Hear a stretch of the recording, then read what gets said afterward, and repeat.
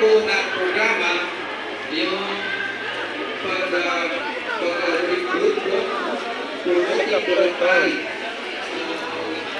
Yun po, yung recruitment process, yung voluntary, no? Ano po yung mga process na pag-volunteer, no? So, meron preparation yan, lahat. No? Ito, dito na po yung mga process natin, pag-volunteer, pagbibigay ng totoo, magpipinak ka ng forms, then pupunan ka ng timbang, then hemoglobin, then i-check ka ni Doc. Kung after all, okay po ang mga kuwan po sa inyo, ang health status nyo, bibigyan pa po ng blood bag, and then dito ka na po makahiga sa ating bed. So, ganun po siya. So, meron pong 3 types of blood donation. No? Tandaan po natin, dahil na-mention po ng ating kasama na MC na mayroong magbibigay ng question and answer. No? So, merong 3 types of blood donation. Ano po yun siya? No? Unang-una is voluntary. Ano pong sinasabi ng voluntary? Voluntary is yung pagbibigay ng yung niyat po natin is yung talagang for the sake of Allah. No, magbibigay po tayo ng dugo para po madugtungan ang buhay ng mga nangangailangan ng dugo. Ganun po ang voluntary. No? Replacement naman, pag nasa hospital tayo, no, meron tayong mga kamag-anak or may na-confine doon, then kailangan ng dugo, magagamit niya yung dugo na yun, and then papalitan lang. So yun po yung tinatawag na replacement. And then yung isa is paid donors. No, paid donors, makikita natin yan sa mga labas ng hospital, but dinidiscourage po natin yung mga magpangkiling po ng mga paid donors o yung kakausapin po yung mga paid donors sa labas po ng hospital, and then yun po yung i-recruit for na magbigay ng dugo. Kasi hindi po yun sila safe. No? Minsan, hindi sila nagsasabi ng totoo. No? Baka sabihin nila, di ba sila nakuha ng dugo? Yun pala, 1 month pa lang, nakuha na pala. So yun, hindi po sila safe. So yun, babalikan ko po. 3 types of donors, pero voluntary, replacement, at saka paid donors. Bakit tayo nagbibigay ng dugo?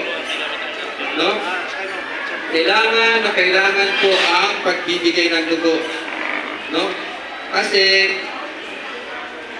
everyday po, thousands of lives ang nangangailangan ng dugo. Nasi-short pa tayo. No? Because of the unavailability of blood. So, kailangan po ang pagbibigay ng dugo. Every 3 months, there is someone around the world needs blood. So every 3 months, or every 3 minutes, there is someone around the world needs blood. Every 3 minutes, meron po nangangailangan ng dugo. No? Blood donation is the cheapest way you can save someone's life. The blood you can donate helps an unknown brother and sister. It is worth than any other charity you do. So, yun, yung pagbibigay ng dugo is the cheapest way. Or yung pinaka, hindi ka na mabibigatan. Kumbaga sa nakita, di ka rin kugatangin. Lugon kami bagay. Kapag magbigay ka sa kuta, magbibigay ka ng pera. So yun, dugo mo. Basta nakaprepare lang yung sarili mo, nakatulong ka ng 6 to 8 hours, kumain ka ng light meal, no? And then, hindi ka nakainom ng alak, bawal ko sa atin yun, no? Sa Islam. Ayun. So yun, ang dugo po na binibigay natin is can save 3 lives according dito, no? So, 3 po ang may sasalba, inshallah. 3 po ang buhay na may sasalba ng ating binibigay na dugo. Paano po naging 3 buhay ko isa? Kasi meron pong component, no? Meron po tayong component, tatlong component, no? Pag yung dugo natin, napunta na yun sa ating blood bank, then may mga process ko doon, no? Sisiparate ko yun siya. Meron pong red blood cells component, and then platelet or white blood cells component, and then yung frozen plasma. So yun po siya. Tandaan po natin, tatlong pong component ang yung dugo na binibigay natin, no? Pac-RBC, platelet, or frozen plasma. Sino-sino po ang pwede mag-donate ng dugo? Okay. Basically, meron tayong edad na binabasehan. So, nasa 16 to 60 years old. Yung 16 to 18 years old, dapat po merong parent consent. Hindi bitalo parent consent. Kailangan may approve ang parents or ang auntie or si baba, si babo. Ito ba? Parent consent.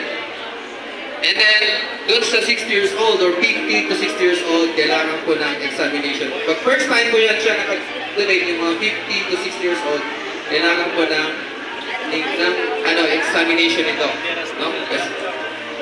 So, at least 50 kilogram. At least 50 kilogram po yung ating bigas. Timbang. No? And then, meron tayong systolic na 90 to 160. And then, diastolic 60 to 100. Yung systolic yung nasa taas po ng pan po yan. And then, diastolic sa baba po. Sa baba. Na ano po. Nakuha po Blood yung pressure rate. siya. Tapos, meron tayong pulse rate na 60 to 100 beats. And then, sa hemoglobin level, meron tayo sa lalaki is 13 JDL. And then, sa female is 12.5 GDL. So, kanina, napansin ko, merong lalaki kanina na ang hemoglobin lang niya is 13.0. So, na-deferred po siya. No?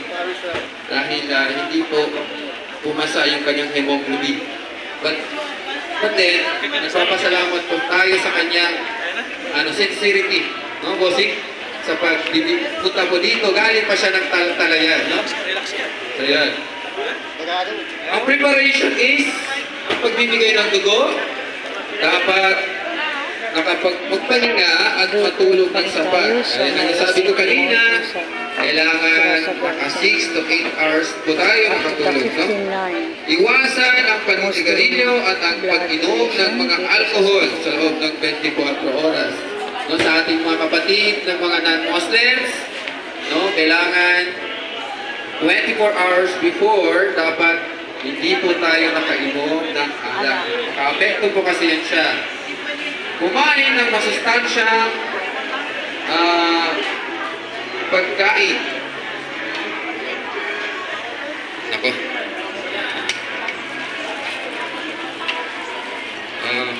And then, uminom ng maraming tubig. Ito yun. Kailangan na uminom po tayo ng maraming tubig. Before po tayo makuna ng dugo, and then after po na kahiga tayo dito or yung post-donation, ay uminom po ng maraming tubig. No? So, yun. Ano po ang mga benefits? Ano po ang mga benefits ng pagbibigay ng dugo? No? Number 1 is to reduce the risk of the heart disease. No? So, yan po, yung sa atin pa, yung pagsasakit po ng ating mga heart, no? Ma-reduce po yan, no? Or ma-lessen po, no? And then, you can save lives kanina, nasabi natin. And then, nakakaganda po ng skin or better, feeling younger and better skin, no? Pagkapya, ilanitan tanong. Mapya, ikabagay sa lugo, pagkapya, sulanitan tanong. And then, ang maganda pa nito ay matest ka ng hemoglobin level, hepatitis B, blood pressure, Hep C, body weight, syphilis, HIV/AIDS. No? Pag yan po yung na-mention ko ng mga test is, kung suma total po natin yan, mahal po ang bayad yan. Pero pag dito, is free po lahat yan. Napakaganda po talaga magbigay ng dugo, no? Kasi libre na po lahat. Ayan, yung mga temporary effort natin, yung mga buntis, yung mga ear and body piercing. No, yung may mga kuwan po sa tahinga, yung mga ano ba yan? Body piercing.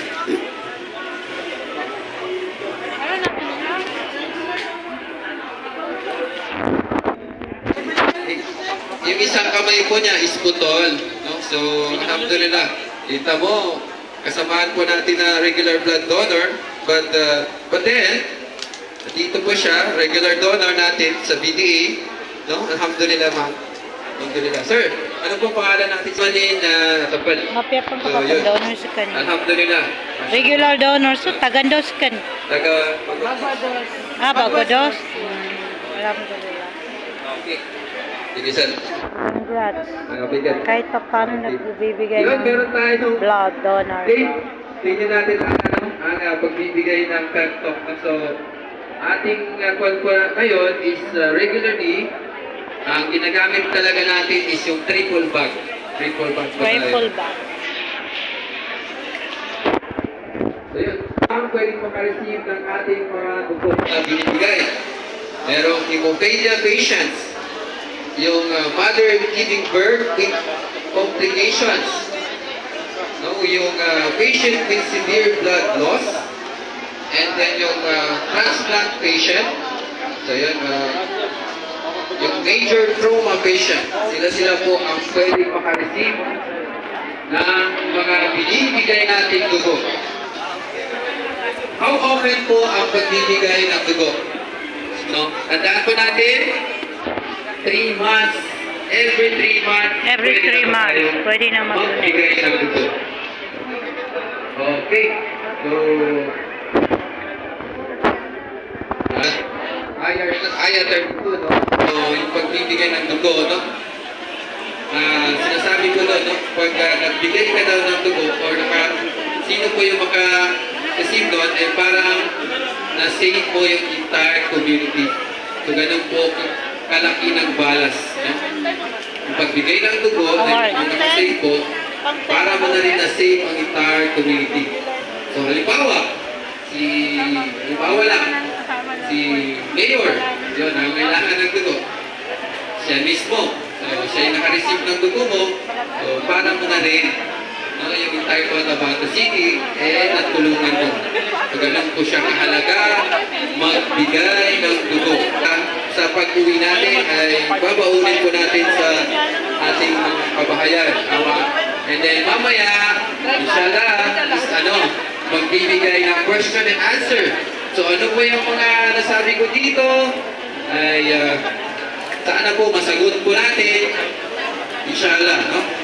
So, assalamualaikum warahmatullahi ta'ala wabarakatuh.